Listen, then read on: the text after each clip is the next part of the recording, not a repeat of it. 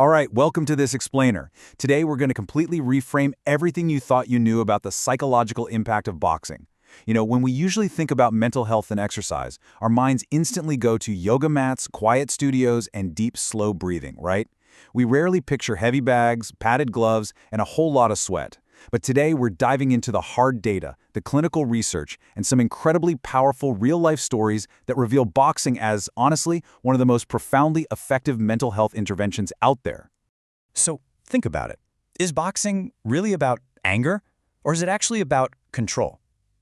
We're so conditioned to picture wild aggression and violence. We see these movies where fighters are just fueled by blinding rage or a desperate need for revenge. But the clinical reality of the sport, it completely subverts those assumptions. As we're going to see today, the best fighters in the world aren't the most emotional ones. They're absolutely the most controlled.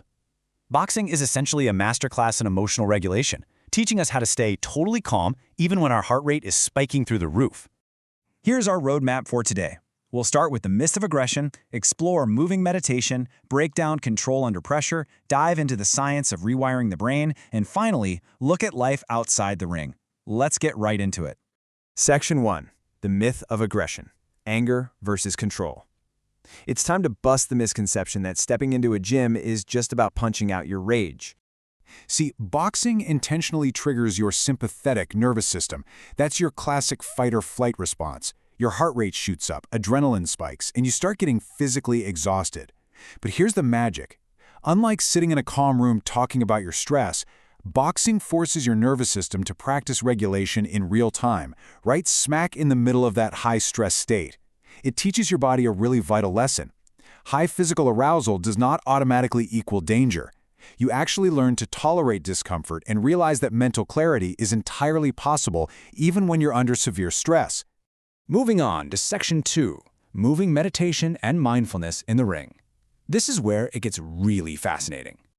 We all live in this crazy world of constant overstimulation, right? It totally fries our dopamine receptors and just fuels anxiety. But boxing acts as this incredible moving meditation. By using rhythmic physical movements, it completely quiets the mind. Because the sport demands literally 100% of your attention, you have to watch your footwork, your hand placement, your breathing, your opponent. It sucks you completely out of the sensory overload of the outside world. It creates this deep state of zen because there is simply no room left in your brain to ruminate on your daily worries.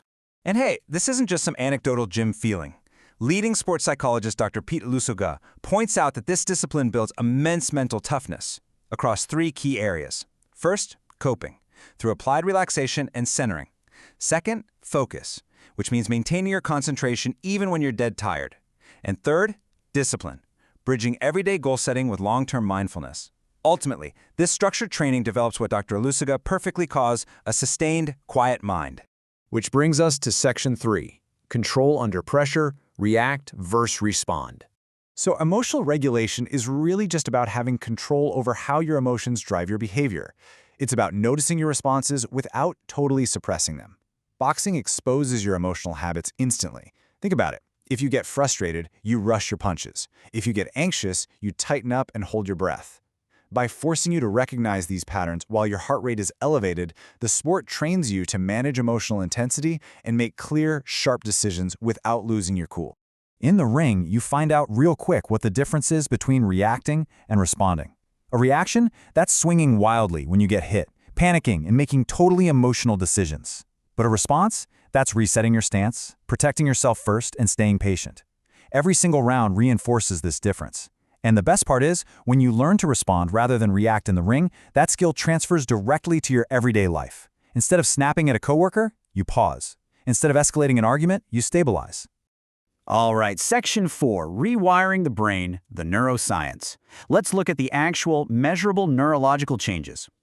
We are moving from psychology right into hardcore neurology here. Boxing is a massive, direct catalyst for deep cognitive health. Throwing punches isn't just a physical workout, it is a profound neurological intervention. Clinical reviews have actually shown that even non-contact boxing interventions result in significant improvements for folks dealing with anxiety, depression, PTSD, and even neurological conditions like Parkinson's disease. The magic word here is neuroplasticity. That's your brain's amazing ability to adapt, rewire, and build completely new neural pathways in response to complex physical learning. When you're trying to learn a complex six-punch combination, adjusting your footwork, and slipping a punch all at the exact same time, your brain isn't just working hard, it's physically rewiring itself to handle that complexity. You are actively forcing your brain to grow. And get this, the numbers on this are absolutely wild. Research shows that high-intensity interval training, which perfectly describes a heavy boxing circuit, can elevate brain-derived neurotrophic factor, or BDNF, by an astonishing 32% in just a single session. Think of BDNF as literally fertilizer for your brain. It helps neurons grow, form stronger connections, and communicate faster. So a hard bag workout is quite literally priming your brain for better learning and memory retention long after you've showered and left the gym. And we can actually measure this cognitive improvement directly. This 4-week clinical tracking data shows exactly how rapidly non-contact boxing drills can sharpen your sensory processing. As the boxer progresses from basic combo memory in week 1 all the way down to mixed visual cues and footwork in week 4, look at that, their average reaction time drops from 0.82 seconds down to 0.65 seconds. They aren't just getting physically faster, their brain's decision-making speed is becoming incredibly highly optimized. Section 5. Life outside the ring. Real human impact. The data is super cool, but the human impact is what truly matters. Over on a Reddit forum asking how boxing changed lives, the stories were just incredible. One user talked about walking into a gym feeling completely directionless and empty. But by just showing up every single day, doing the road work, and facing the terrifying prospect of sparring, they built immense self-worth. They literally went from feeling utterly lost to gaining the profound confidence and discipline needed to enter medical school. Boxing gave them their agency back. Here's another one that is just incredibly powerful.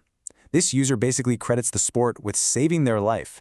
They noted that without the discipline and work ethic instilled by a free local boxing gym, they would have been lost to the streets, to crime, and to drugs. It just proves that boxing functions as an unparalleled behavioral intervention. It gives people a safe, structured environment to work out their demons and replaces destructive habits with a community that demands respect and absolute focus. And then there's this story from a former addict who was on the fast track to an early grave. He was walking past a gym, totally wasted, when the rhythmic sound of mitts caught his attention. He walked in, the owner invited him to try it out, and he says he basically 180'd his life right from that very moment. For him, boxing triggered a total life transformation, showcasing the deep healing, long-term sobriety, and amazingly supportive community that this sport provides to the people who need it the most. So, I'm going to leave you with this final, provocative question. Will you let your pressure control you, or will you use it to build a quieter mind? Look, we all face stress, anxiety, and massive sensory overload in our daily lives. But the next time you feel completely overwhelmed by it all, consider if stepping into the rhythm of the sweet science might just be the exact moving meditation you need. And hey, you don't need to be a pro fighter to reap the benefits. You just need to be willing to wrap your hands, step up to the bag, and learn how to breathe through the pressure. Thanks for joining me on this explainer, and I hope this completely changes how you view the incredible power of the mind-body connection.